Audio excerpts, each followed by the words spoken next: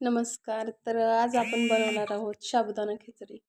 तर त्याच्यासाठी मिरच्या मिक्सरला लावून बारीक केलेल्या आहेत आणि नंतर बटाटा चिरून घेतलेला आहे.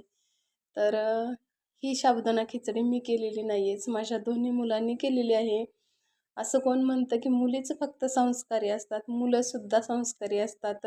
जास्त मोठी नाही आहेत माझी मुलं, छोटीच आहेत. एक 5वीला आणि एक 7वीला. तर मी बाहेर गेले होते तेव्हा त्यांनी दोघांनी खिचडी बनवलेली आहे आणि व्हिडिओसुद्धा त्यांनीच शूट केलेला आहे, की म्हटले की "मम्मा तुला शेअर करता येईल चॅनलवरती." म्हणून त्यांनी स्वतः बनवून ठेवला होता आणि नंतर मला आल्यानंतर दाखवला. तर तेलसुद्धा त्यांनी प्रमाणात टाकलेलं आहे आणि नंतर चिरलेला बटाटा टाकलेला आहे. तर तो वाफेवरती शिजवत आहे. तर मुलांनाही संस्कार देण्यावरती असतं आपले. आपण जसं त्यांना घडवू तशी ती घडत जातात. तर त्यांच्याबरोबरच्या मुलांना अजून चहाही काही मुलांना बनवता येत नाही आहे. पण त्यांच्या हाताने तरी ते बनवून खाऊ शकतात. असं नाही की पूर्ण दुसऱ्यांवरती निर्भर राहू नये. तर त्यांनाही बनवता आलं पाहिजे. असं नाही की मुलींनीच फक्त जेवण बनवलं पाहिजे. मुलांनाही थोडंफार तरी आलंच पाहिजे.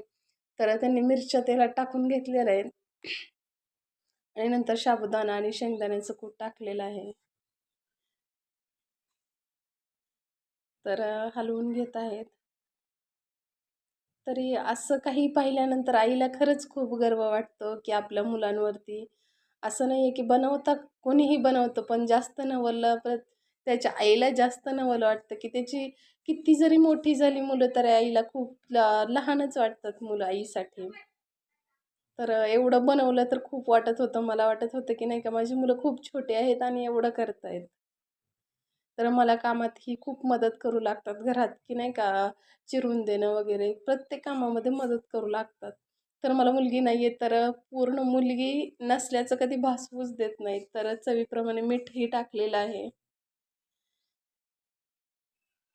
तर बरोबर व्यवस्थित हलवून घेतलेलं आहे.